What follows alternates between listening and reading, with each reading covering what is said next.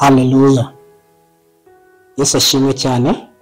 Imana ishimwe, ndanezerewe kongera kubona uyu mwanya, ni umugisha w'Imana kandi tunezezwe n'Imana ko umugambi wayo muri Kristo Yesu ukomeje, yaba kuri wowe, yaba kuri nge, yaba ku miryango yacu. Ni umugambi w'Imana kuba ndiho kuhumeka, ndetse n'ibyo bibaza hari igisubizo. Yesu uko yarari n'uyu munsi niko ari. Imana ishimwe cyane. Reka dutangire dusenga dushima Imana kandi twiragiza Imana kugira ngo umugambi wa Yesu Kristo uganze muri twe. Ni ukuri hariho imbaraga z'ubwami bwa Kristo zikorera muri wowe, zikorera muri nge, kandi uko nizera ko Kristo ariho gukora kuruta uko yaba yarakoze mu myaka yashize. Kandi icyo nibwira, ari guhamagarira benshi kugira ngo basubire ku rufatiro. Reka dusenge mu izina rya Yesu Kristo. Data wa twese uri mu ijuru, se umwami wacu Yesu Kristo, ndagushimiye, ngushimiye umunsi, ngushimiye umugambi wawe. Ijambo rya muri Zaburi 118:23 uravuga ngo dore uyu munsi waremye mwami, ngo tuyishimire tunezerwe n'uko kandi ibyo byavuye ku Iteka n'ibitangaza mu maso yacu.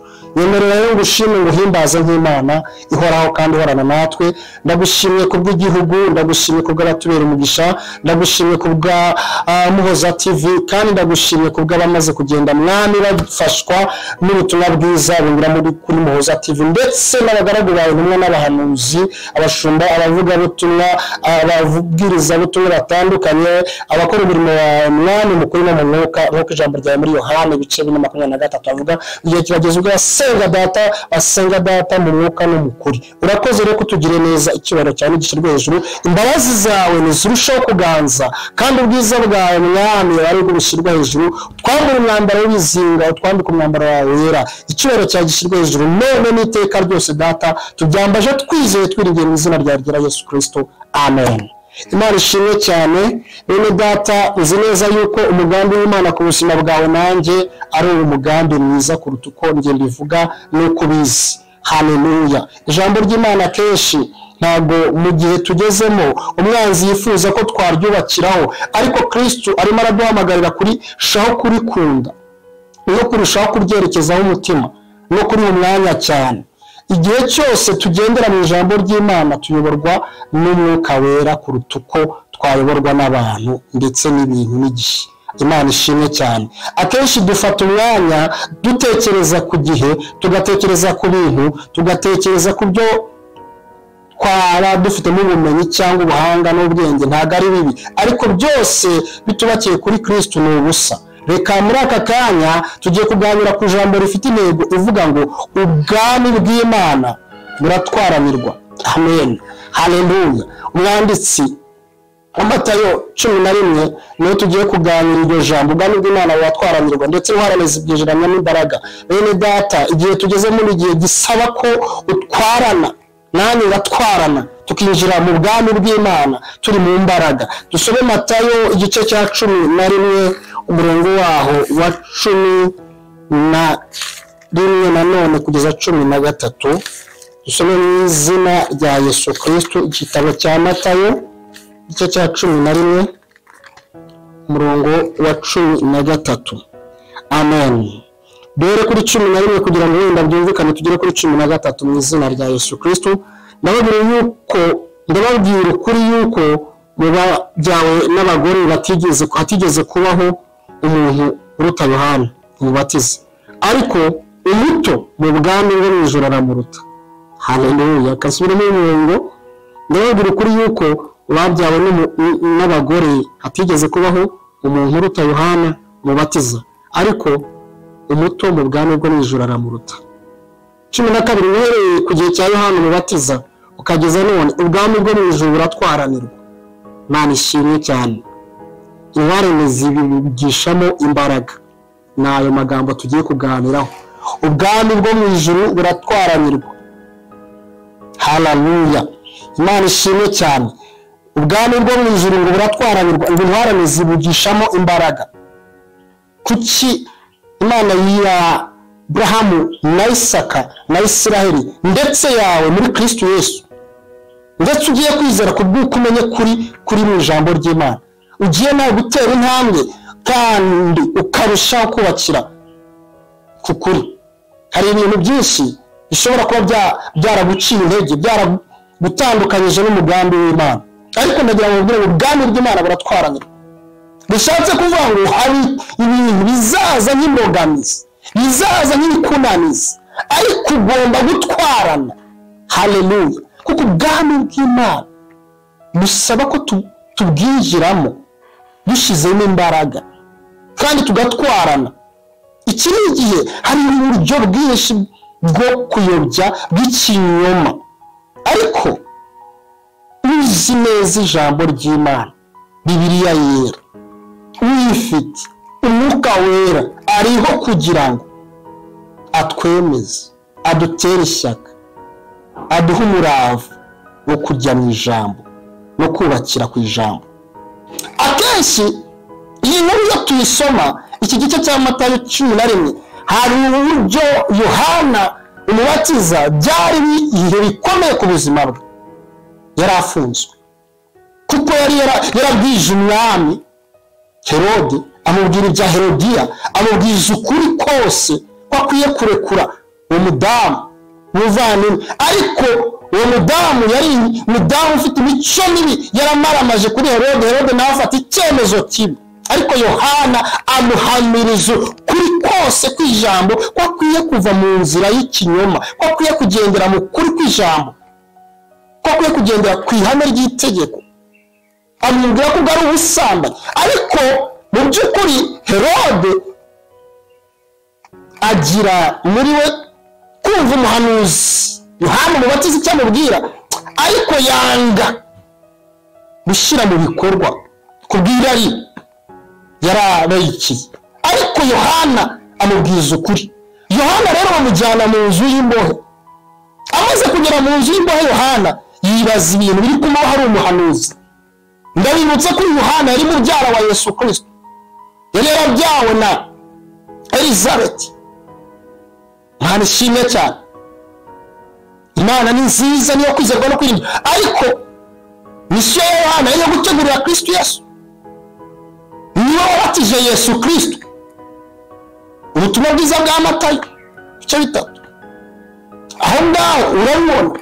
Ariko kubatiza Yesu Kristo arabibwirwa n'Umwuka wera. Umwuka wera amanuka aza mu numa ajya ku rutugu, hanyayo umwana wanjye nkunda kandi nishimira. Yohana ntabwo ari uko yari yashidikanyaga kuri Yesu, ariko yari yageze mu bihe bimuca intege. Hari igihe umuntu agera mu bihe bikamuca intege, ariko Umwuka wera bari aho ngaho kutwongerera imbaraga. Ndagira ngo umenyeshe neza ko ijambo ry'Imana mu rwandiko rwa 2 rw'Abakorinto igice 12:9 ngo ntabwo dukwiye kumva intege nke zacu, dukwiye kuzirata kugira ngo iza Yesu Kristo zituzeho. Ndi ijambo rivuga ngo ubwami bw'Imana buratwaranirwa. Intwarane zibwinjiranamo imbaraga, zibwishamo imbaraga. Matayo igice cya 11:12. Intwarane zibwishamo imbaraga. Imbaraga zirakenewe muri iki gihe. Igihe turimo ni igihe cy'imbaraga. Usibye ko nta n'igihe tutakeneye imbaraga nk'abakristo. N'abakristo batubanjirije mu gihe cy'itotezwa mu kinyejana. Haleluya. Nyuma yuko Yesu azutse asubiye mu ijuru. Haleluya. Muri za 45, 35, 50 baratotejwe, baratatana, barabica. Nibyakozwe n'imico bintu aho Stefano bamutera amabuye, baratatana. Bari barahawe imbaraga z'Umwuka wera. Mu gice cya mbere ibyakozwe n'umurongo w'8 ngo cyakora Umwuka wera nabamanukira muzaba abagabo bo kumama Yuda i Samariya kugeza ku mpera z'isi. Bari bafite imbaraga z'Imana, bakoraga umurimo w'Imana neza, ariko igihe cyo gutotezwa kiragera, baratatana. Rero Yohana agera mu bihe nawe byo gutotezwa mu nzu y'imbohe, aratotezwa, intege ziracika, byiringiro biratakara. Birashoboka ko byiringiro byawe birimo biragenda bishira, ariko ndagira ngo nkubwire ngo Kristo uko yari ari n'uyu munota niko ari. Umugambi w'Imana kugira ngo winjiremo biragusaba kwinjira mu mbaraga. Izi mbaraga ni Umwuka wera unkoreramo, ugukoreramo, kandi Umwuka wera ni umujyanama, ni umufasha, ni umutoza. Haleluya. Igihe cyose Yohana wakibaza ngo kuki byari biri kumubaho, Mwuka Wera ni yarahari, Mwuka w'Imana yarahari, Mwuka w'Imana yarahari, ariko Yohana arashidikanya, atuma abigishwa be, haleluya, ngo bajye kumubaza niba ari Yesu cyangwa bategereza uti. Arababwira ngo hahirwa ibyanjye bitazagusha. Amen. Umurongo wa 6 ngo kandi hahirwa ibyanjye bitazagusha. Uyu ni Yesu yatumye abigishwa be bajye kubwira Yohana. Ndagira ngo mbabwire ngo Yohana umubatiza byaje kugendererwa no kugeragezwa gukomeye igihe umwana wa Herodi yabyiniraga Herodi, akamunezererwa, akamubaza icyo ushaka cyose ukinsabe ndakiguha, niyo yaba 1/2 cy'igihugu. Ariko kuko umwana wa Herodiya ajya kugisha nyina inama, ariko ko yafatanye amakimbirane n'umugaragu w'Imana, Yohana umubatiza aramubwira ngo nta kindi kintu ushaka kusaba, usaba igihanga cya Yohana bagishyire ku sahani. Yohana, haleluya, yaciwe umutwe. Ariko Yesu yavuze kuri 11 ngo wabyawe n'umugore ngo ntawigeze ubaho uhwanye na Yohana. Bishatse kuvuga iki? Yohana misiyo yakoze yari misiyo ishyira ku mugaragaro Yesu, ndetse ubutumwa yavuze bwari ubutumwa bushimangira Yesu Kristo ubwo yaraje gutambutsa. Yohana yarabuteguye neza, ariko acibwa umutwe. Imana ishimwe cyane. Hahirwa ibyanjye bitazagusha. Sinzi ibyo uri kwitwaza, sinzi niguciye intege, ariko ndagukubwira ngo ukuboko kw'Imana kubera hose icyarimwe, kandi Yesu ijisho rye rirera hose icyarimwe.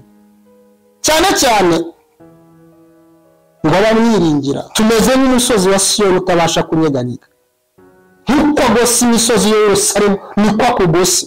Ndagira ngo ubwego ndetse n'uyu musatsi wo ku mutwe wawe wanjye wawe urabaze, arawuzi. Ubwami bw'Imana buratwaranirwa. Imana ishimwe cyane. Ndizera neza ko igihe cyawe udakwiye kugipfusha ubusa wiganyira wibaza ibiri kuguca intege gusa ngo ari byo ushingiraho, aho hano umwanya Umwuka w'Imana uri kukongorera arakubwira iki muri iki gihe ku mwanzi yadusabye. Joshua 12:12 havuga ngo Satani aje afite umujinya mwinshi wasugushije ishyano. Imana dutabare kandi tubabarire kwirengagiza ukuri kose, tugakomera amashyi isi, tugakomera amashyi ikinyoma, rimwe na rimwe tugahanga amaso kubifatika, nyamara ibifatika sibyo bituremera ubugingo, kuko bidafatika nibyo bituremera ubugingo. Kwanga ubugingo muri njye, hanga ubugingo nkareba neza imitekerereze yanjye n'imyumvire yanjye n'ubwenge bwanjye, hanga iby'isi nibwo mpabwa ubugingo.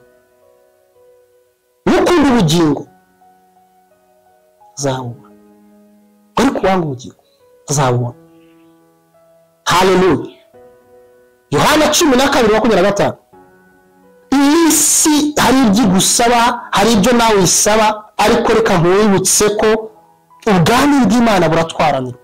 Uko bisaba kose siko uzabibonera igihe cyose ubishaka, uzageragezwa. Ntabwo muri Yesu gusa ari umunyenga, gusa muri Yesu harimo imbaraga z'amahoro yuzuye. Imana itanga amahoro yuzuye muri Kristo Yesu. Zaburi 29:11 ngo umugisha Uwiteka atanga ni imbaraga ngo kandi n'amahoro. Niba afite amahoro ya Yesu Kristo, kuki niye kugenda nk'ukuri agenda? Niye kucuruzwa n'ibyo uriye agezeho. umwuka w'ishyari, umwuka w'ikinyoma ukaganza. Abari ku mbuga nkoranyambaga, abakozi b'Imana batangiranye iby'umwuka, batangiranye ishyurirwa, ariko kubera ko isi yobowe n'amafaranga, isi yobowe n'icyubahiro, isi yobowe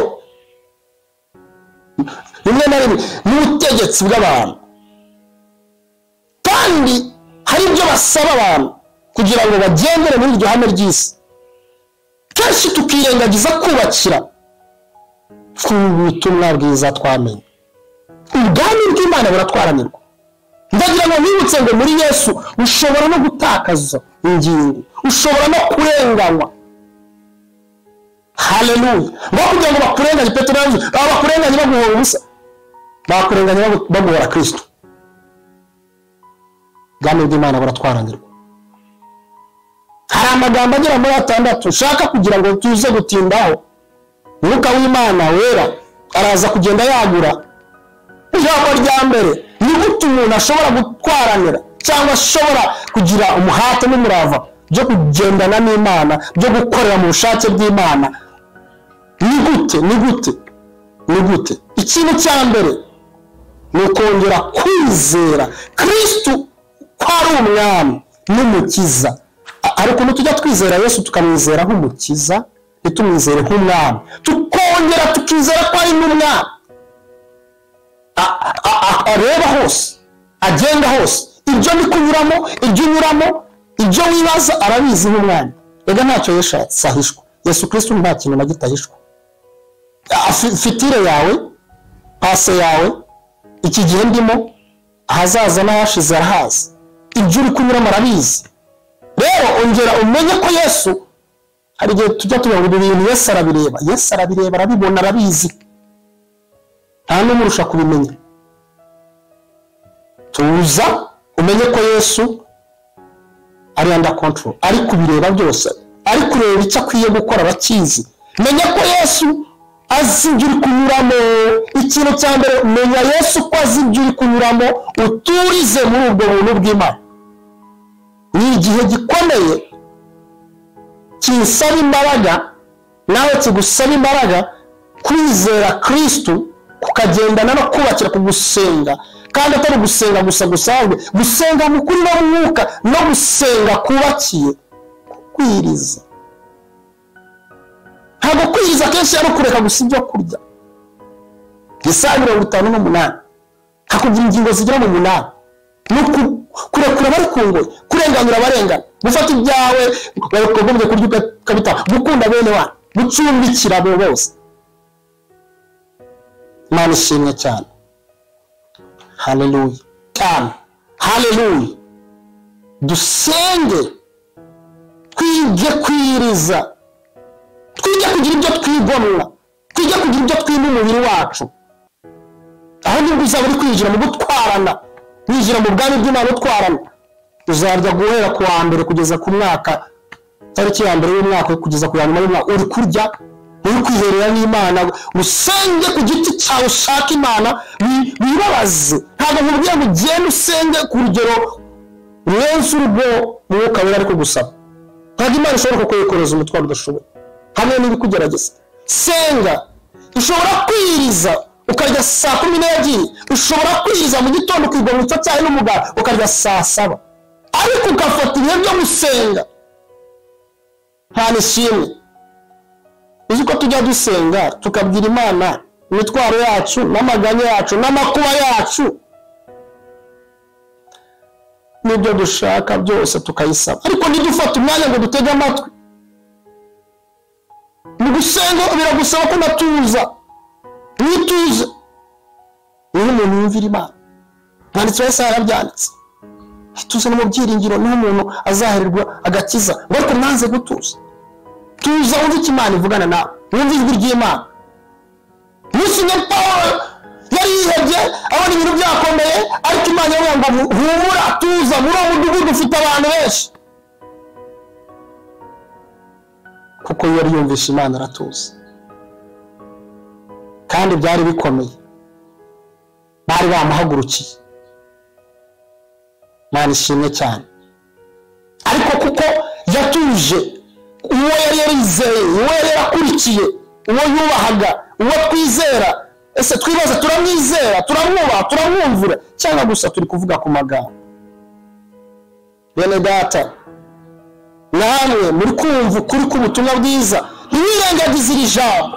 David Imana baratwaranye. Urimo uravuga ngo njye navukiye muri famiye uko abantu, sinshaka kugira famiye yawe ukavuga ngo bavukiye muri iyi dini sinzarivamo. Ariko Umwuka Wera arimo arabwishurira kuko Kristo arimo arahamagara ubwoko bwiwe, abana b'Imana, abana b'ubugingo bari kugendererwa. Biraza kugusaba ikintu cya kabiri: kurekura iby'agaciro wari uhanzeho amaso. Iby'agaciro nari mpanzeho amaso, sinzi icy'agaciro hanzeho amaso. Umusore umwe arabaza ngo nkore iki kugira ngo njye mu bwami bwo mu ijuru? Haravuga ngo genda ufashe ushyira amategeko y'Imana. Wa musore aravuga ngo byose narabikoze. Yesu aramureba aravuga ngo none genda ugurisha ibyawe byose. Umusore arababara cyane kuko ari umutunzi cyane. Yumva Yesu ibyo amusabye ntibyoroshye. Ariko ndagira ngo ubwire ngo ubwami bw'Imana buratwaranirwa. Niba Yesu ari kugusaba kurekura, biranagusaba ko hari n'igihe urekura famiye yawe ugatandukana nayo, kuko Yesu yaje gutanga umwana na se, umukazana na nyirabukwe. Bene data, niba wumva neza ko ubu buzima bw'Imana ubwubakiyeho, ukiri ku rufatiro, utari ku musenyi, uri ku rutare, biragusaba kurekura iby'agaciro wari warimitse nk'ibigirwamana isi iri kugushukisha, kandi ukabirekura unezerewe, ntubirekure wumva yuko urenganyijwe. Igihe utaragira ibyo uhomba cyangwa wigomwa, ntabwo ubwami bw'Imana uzabutwarana, ntabwo uzabwinjizamo imbaraga. Biraza kugusaba rero kugira ibyo urekura. Guhereye mu gihe cy'abandi mubatiza ukageza no mu bwami bwo mu ijuru, uratwaranirwa. Intwarane zibugishamo imbaraga. Uratwaranirwa ngo intwarane zibugishamo imbaraga. Yesu Kristo uracyamufite mu bitekerezo, mu bwenge, mu bumenyi, mu mateka ye, uracyamugerageza gushaka kumuhishurirwa. Hanyuma hari ibyo ugomba kwirengagiza no kurekura. Rimwe na rimwe ibigirwamana byo mu miryango, za Ryangombe, Abanyarwanda n'iryangombe Nyabingi, kubangwa guterekera. Rimwe na rimwe umuntu akaba afite ibintu yarazwe n'imiryango. Oya, ntabwo wakeza abami babiri. Matayo 6:24, ntawe ukeza abami babiri. Gira ibintu reka bidahisha Imana icyubahiro, urabizi neza, kandi na none urumva unote ukumbuye kuzaba mu ijuru. Ariko ndagira ngo ubwire ngo mu gihe utariyumva mu ijuru ukiri mu isi, utarumva uburyo bwo kuba mu ijuru n'isi. Ubundi iyo umuntu yamaze kwinjira mu kirere cyo kwakira Kristo umwami n'umukiza, agahabwa umutima mushya, agahabwa amateka mashya, agahabwa umwuka mushya, ni ukuri isi ayibona nk'ibambe. Hari ibintu aba atagifite nk'inyota. Biraza kugusaba rimwe na rimwe kumva uri mu buzima buguha kumva unyuzwe n'agakiza. Waba uri mu iteraniro ryera, waba uri kumwe na bene so muganira ijambo ry'Imana, ukumva urimo urakura, ukumva urimo uruza, ukumva urimo urunguka. Haleluya, Imana ishimwe cyane. Ni byiza kenshi ko dukomeza tukaba mu bwami bw'Imana, ndetse tugahuza umutima kandi twubakiye ku kuri kw'ijambo. Yesu ashimwe cyane. Tuza ugira ibyo urekura, ugira ibyo utandukana nabyo, ibyo wabonaga nk'iby'agaciro. Aburahamu asiga byose, Imana imubwiye ngo genda. Ntangiriro 11 iramwiyereka, 12 ikamuhamagara ikamwerurira, ikamubwira ngo genda. Ariko ngo ajyana na Loti. Ariko abashumba ba Loti igihe kimwe batonganira Aburahamu. ariko Aburahamu kuko yari afite ishuri bwamya ngo hitamo aho mwitemo urajya aho ngaho ngo maze Loti ahitamo rwose heza Aburahamu nawe ahitamo ahandi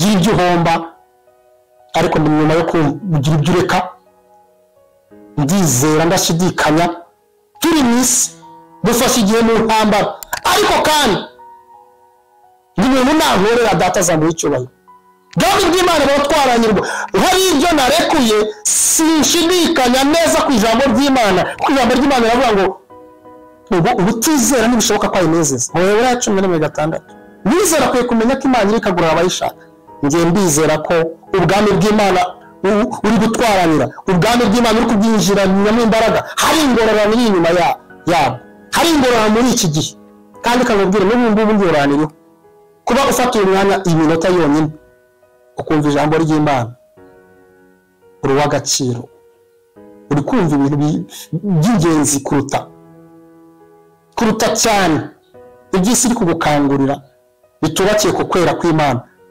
rega ntabwo isi ibyo dukangurira byose byubakiye ku kwera kw'Imana hari n'ibyo dukangurira byubakiye ku mwijima ariko bikaza mu ishusho yo kwera kandi byirabura nawe rero shyira mu nyurabwenge urebe ngo ubwami bw'Imana wahisemo urutwaranya wabwinjijanye mu imbaraga hari ibyo uri kurekure gira icyo wumva icyo ni cya kabiri cya mbere navuze ko wongera gusubira ku rufatiro rwa Kristo wongera ugatekereza kuri Kristo icya gatatu ijambo ry'Imana riha umwanya uhagije wongera uriho umwanya uhagije riha umwanya uhagije yaba uyu munsi uryumvishije ugire n'igihe cyawe bwite ku munsi gira igihe cyawe bwite ku munsi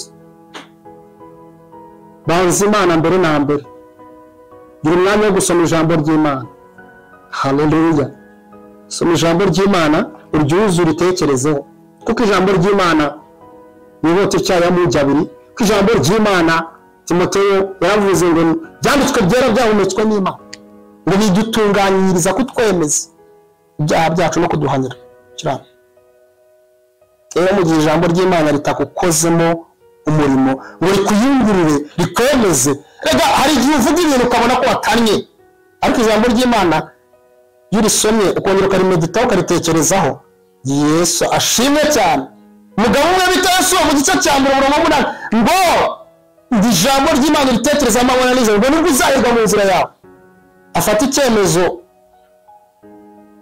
ijambo ry'Imana akaritekerezaho akagenda ahirwa kandi Yesu yarahiriwe pe yasimbuye Mose mu mwami Imana iramukoresha intambara bazirwana razitsinda haleluya nawe rero ndagira ngo ijambo ry'Imana rizaza byuzuze kwizera kuko ijambo ry'Imana ryagura kwizera kwanjye kwizera ufite kungana n'ijambo ry'Imana riri muri wowe amen birashoboka ko kwizera ufite kwari guce kubera ko n'ijambo ry'Imana riri cye muri wowe ariko ndagira ngo mbere ijambo ry'Imana kuzagenda uryunguka rikaba ryinshi no kwizera kuzagenda gukura kwizera kujya gukura kukaguka Yesu yigeze abwira umugore ngo wa mugore ufite kwizera kwinshi haleluya ndashima Imana cyane ko iyo umaze gufata iki cyemezo ni ukuri ububaye w'agaciro mu buzima bwawe nanjye ngifata nagifashe numva nta pfunwe kandi numva afite amahoro Imana ikugire neza ngiye gusengana nawe rero ukeneye imbaraga z'Imana ukijijwe kugira ngo ukomeze uhamye kugira ngo ukomeze ugendane n'Imana muri Kristo Yesu aho uri hose ugira umuranyuramo mwuka wera arahari ko kongerera imbaraga kandi ko Kristo yaraye mu munsi niko ari kandi ni ukuri ijambo ry'Imana muri Matayo 15:13 turavuga ngo igiti kitatewe n'uteka kizarandurwa ngo kandi umuntu nakomanga azakingurirwa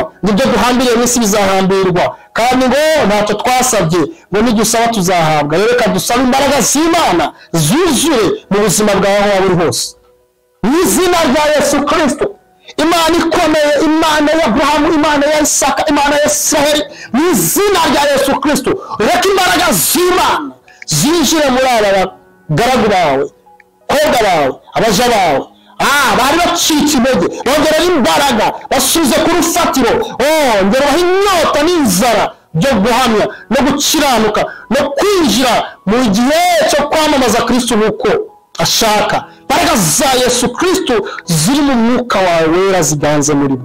Ndizera ndashidikanya ububasha bwawe, ubushobozi bwawe, gukora kwawe gukomeye kugiye kuba kuri bo mu izina rya Yesu Kristo. Uhereye none n'iteka ryose ndagushimiye Mana kubahaye imbaraga zawe.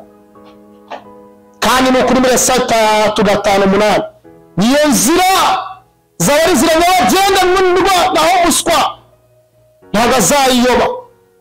Kandi n'ukuri wahisemo imbaraga za kuzubaha no kubonera ko zibayobora, zikomeze ziganze muri bo, zikomeze zibakorera iby'ubutware mu izina rya Yesu Kristo. Buri butumwa bwose bw'ikinyoma ndabufata mwiri mu izina rya Yesu Kristo, bwagira uruhare ku buzima bwawe nabutesha agaciro. Ahubwo ubutumwa bw'ukuri aho bwanyura hose bwahindura ubuzima bwa buri wese wese. Abashe n'abaremerewe ibyifuzo byabo ubisubize nk'Imana ishoboye byose, ziko nta kikunanira nkuko bivuga muri Matayo 10:28. Tukuzana imitwaro yabo baruhure barengere, abari bacitse intege zo gusenga, abari bacitse intege zo guterana, abari basubiye inyuma, abari batibaza hato na hato iherezo rya byose. Ariko kuri Imana kuko ari nta jambo uvuga ngo rero muri Luka igice cya 37 45 na none igice cya Luka wayizera ibyabwe n'Imana ko bizasohora. Mwami ndagushimye ko bizasohora, kandi mwisi tukwiye kwaherwa imbaraga. Amahoro yawe naganze, umunezero n'ibyishimo by'iteka biva kuri Kristo bikomeze bibane natwe uhereye none iteka ryose. Ndambaje neza n'iryo mu izina rya Yesu Kristo, amen. Amen. Murakoze cyane, Imana ibahe umugisha. Mukomeze mukurikirana ibiganiro bya Muhoza TV, turabakunda kandi tunezezwa namwe. Kandi mukomeze mushyigikira ubutumwa bwiza. Ushaka gutera inkunga Muhoza TV, hari nimero wayibona munsi, cyangwa ushaka kugira ikibazo runaka ubaza wakandika muri comment, ndetse ukanareba kuri iyo nimero ugahamagara bakaguhuza nanjye. Ushaka gusengerwa by'umwihariko nabwo birashoboka mu izina rya Yesu Kristo. Imana ibamugisha. Murakoze, kadukomeze dukurikire ubutumwa bwiza, twamamaze ubutumwa bwiza, dukore like, dukore subscribe, kandi ndabizi neza nidukorera Yesu Kristo nawe azaduha umugisha dukwiye mu isi ndetse no mu ijuru.